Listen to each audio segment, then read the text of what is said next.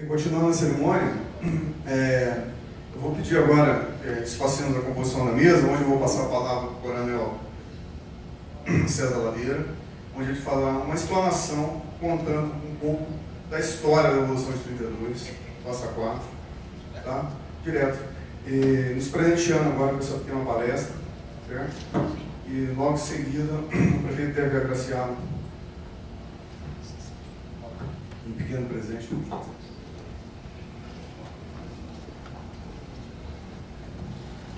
Meu prezado prefeito Paulo Brito, nosso anfitrião aqui de Passa Quatro, meu prezado prefeito de Soledade, a quem nós conhecemos agora, nosso digno e douto representante do Ministério Público, nosso eterno fiscal e controlador dessas coisas públicas, né? Nosso ilustre juiz de direito da comarca de Passa Quatro, a quem nós também tivemos o prazer de conhecer hoje pela manhã, nosso comandante do destacamento e do pelotão de Passa Quatro, sua responsabilidade agora vai crescer um cadinho, com certeza, sem que você queira, mas ela vai ir. Nossa ilustre presidente da Câmara, é outro ente que com certeza vai ter muito a ver com tudo que nós vamos ter daqui para frente, e nossos ilustres componentes do Conselho Municipal do Patrimônio Histórico de Passa Quatro, Brito e Gustavo, e o incansável batalhador da BPF, o Jorge, além dos demais que aqui estão presentes. Desde 2005, Veretíssimo, eu convivo com Passa Quatro, diretamente aqui com as pessoas da cidade, essas pessoas com quem eu mencionei, tentando obter isso que nós obtivemos hoje, formalmente. Acompanhei de perto a luta do pessoal ligado ao patrimônio histórico inicialmente, depois a luta da Prefeitura de Passa Quatro, na gestão dos prefeitos anteriores, para que essa coisa pudesse acontecer. Acompanhei com muito interesse a tramitação da medida provisória do presidente Lula, que encaminhou ao Congresso Nacional, lá pelos idos de 2004, me parece, tratando do espólio da rede ferroviária federal, e que transformou na lei federal que permite essa providência que nós estamos vendo aqui. E com todo o interesse, nós sonhamos muito e vemos a realização desse sonho aqui agora. E a gente que estuda um pouquinho de história, eu fui um simples professor de história, eu tenho o compromisso da história e tenho o compromisso institucional também. Eu me envolvi com isso aqui porque eu sou o presidente da União dos Militares de Minas Gerais, uma entidade antiga, associação de classe da nossa classe dos militares, fundada em 1948, exatamente pelos combatentes aqui de 32, que naquela ocasião estavam relegados ao esquecimento. Então, todos oficiais e praças que se envolveram tanto na Revolução de 30 como na Revolução de 32 são fundadores da União dos Militares de Minas Gerais, a antiga União dos Reformados. E nessa condição, nós tivemos que nos envolver nesse embate, porque sempre pairou sobre nossas cabeças uma pergunta que nunca conseguimos respondê-la publicamente. Sempre encontramos respostas, mas as respostas sempre em ambientes fechados. Por que que Minas Gerais não referencia, não celebra, não celebrou, não quis celebrar os feitos de 30 e de 32? Sabemos todos que a verdade é que a corrente política pensante paulista é que foi a derrotada. Vou repetir, a corrente política, não foi o povo. a corrente paulista e política é que foi a vencida. Foi vencida na Revolução de 30, com a deposição de Washington Luiz, e foi vencida em 32 na dita Revolução Constitucionalista, que não foi constitucionalista. E eu encontrei respostas na personalidade do Getúlio Vargas e na personalidade do Benedito Valadares. Na verdade, Getúlio Vargas ele sempre se escorou muito nos mineiros. Quando fez a aliança liberal para competir com os paulistas na eleição de 1929, 30, ele se espelhou e se escorou em Antônio Carlos Ribeiro de Andrada e fez a dobradinha com o João Pessoa da Paraíba. Depois, após a morte de Olegário Maciel, ele se espelhou e se apoiou no Benedito Valadares, que foi interventor em Minas por 13 anos. Se Antônio Carlos Ribeiro de Andrada ajudou Getúlio Vargas a conduzir os trabalhos constitucionais e a Assembleia Constituinte de 1934, Benedito Valadares organizou, junto com Getúlio, a vida política brasileira que dali decorreu. E essas personagens todas passaram aqui por Passa Quatro. E Getúlio Vargas e Benedito Valadares nunca tiveram um ato hostil aos paulistas. Podem buscar, eu fiz essa varredura, pesquisei, alguma palavra que fosse, alguma frase que fosse, algum discurso que fosse de revide. Não há. Não há. Pelo contrário, Getúlio sempre cultivou e reverenciou a inteligência paulista, tanto é que logo depois da Revolução de 32 e com o advento da Constituição de 34, o ministro da Fazenda de Getúlio Vargas era ninguém mais, ninguém menos do que o José Maria Uitaker, um economista de São Paulo, banqueiro.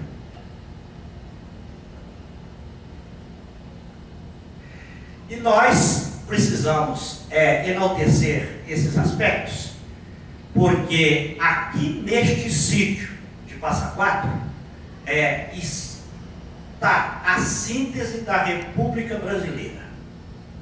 Se quando nós tivemos a proclamação da República em 1989, não havia povo naquele ato, houve na verdade uma quartelada e um desfile militar, e os generais depuseram o imperador e a República foi instalada, o povo começou a aparecer na história política brasileira em 1930, com Getúlio Vargas. Em 30. Raimundo Faoro, o grande Raimundo Faoro da OAB do Brasil, sempre falava sobre a democracia brasileira, onde está o tal de temos povo. E esse povo começou a chegar em 30 e chega hoje nos nossos dias. Hoje nós temos uma democracia de massa no Brasil. E tudo isso começou aqui. Aqui. Se Ouro Preto e Tiradentes são muito importantes para a independência do Brasil, e o sítio Ouro Preto, e a cidade Ouro Preto, e a história de Tiradentes, ela é importante para o Brasil, e Tiradentes tanto é que ele é o patrono de todas as polícias militares do Brasil. Passa Quatro está no mesmo nível para a República Brasileira. A República se consolidou aqui em Passa Quatro, porque aqui neste local se combateram os combates mais sangrentos da Revolução de 32. Aqui morreram 42 mineiros, só neste local que nós visitamos hoje, 42 mineiros, e o mais graduado deles, o coronel Fulgêncio de Souza Santos, comandante de um batalhão da Polícia Militar de Minas Gerais, cujo coronel nós reverenciamos anualmente com uma medalha que a União dos Militares de Minas Gerais criou, junto com o governo do Estado de Minas Gerais, e que anualmente nós condecoramos e agraciamos personalidades militares, pessoas ligadas diretamente aos afazeres da história e da Polícia Militar do Estado de Minas Gerais, no primeiro dia da celebração da Semana da Polícia Militar. começa com o dia do militar reformado. E nesse dia nós fazemos a entrega. Os nossos companheiros aqui, o Jorge, o Gustavo e o Brito, já foram condecorados com essas medalhas. Então, o papel nosso, neste momento, para a gente não se alongar muito, é de um papel de parceria, um papel de contribuição, um papel de emulação, um papel de construção e de resgate dessas memórias. Porque, por esse nosso jeito mineiro e gaúcho de deixar a coisa acalmada, muitos distorceram a história. E nós, a história que chegou até os nossos dias, ela chegou um tanto quanto distorcida. E as pessoas se confundem quando veem aquela solenidade de 9 de julho lá no Parque do Ibirapuera, na celebração da Revolução Constitucionalista de 9 de julho. Ela não foi constitucionalista. É preciso dizer isso, nós temos duas autoridades jurídicas. É só pegarmos a data do nosso Código Eleitoral Brasileiro, editado por um decreto do Getúlio Vargas, no dia 24 de fevereiro de 1932, e nós vamos ver que o discurso constitucionalista estava esvaziado. É só nós pegarmos o outro decreto, se não me engano, no dia 3 de maio de 1932, estabelecendo a comissão para a elaboração do projeto da Constituição, e a data da eleição para o mês de março de 33, assinado pelo Getúlio Vargas, e nós vamos ver que o processo constitucional já estava deflagrado. E nada disso foi considerado. E por isso existe o dia 23 de maio, senhor Paulo Eustáquio. O dia 23 de maio, que dá o nome da avenida importante na cidade de São Paulo, foi o dia que os estudantes da Escola de Direito do Largo São Francisco de Assis se rebelaram numa das passeatas, que houve muitas lá dentro de São Paulo naquele primeiro semestre de 32, e foram invadir a sede do partido Legião 3 de Outubro, que estava sendo organizado pelos tenentes revolucionários de 30. E os 4 morreram: Miranda, Miragaia, Drauzio e Camargo. Daí o MMDC. E por isso houve 9 de julho. E houve também o 9 de julho por causa de uma disputa interna dentro das Forças Armadas. Eu não sei se os senhores sabem aqui, já ouviram falar sobre a facção que predominava dentro das Forças Armadas, chamada de Jovens Turcos, que era antagônica aos tenentes, que era outra facção. Ambos queriam mudanças na política brasileira naquela ocasião. Uns pelas armas, os tenentes, e outros pelos votos, os jovens turcos. E os dois legítimos e maiores representantes dessa facção dos jovens turcos, Bertoldo Klinger e Euclides Figueiredo, estavam do lado de lá dessas montanhas contra os tenentes que fizeram uma parceria com Getúlio Vargas para implantar as reformas de 1930. Então essa disputa interna dentro das Forças Armadas deu também a Revolução de 32. Ela foi muito mais um revide dessa disputa interna do Exército do que propriamente uma disputa constitucionalista.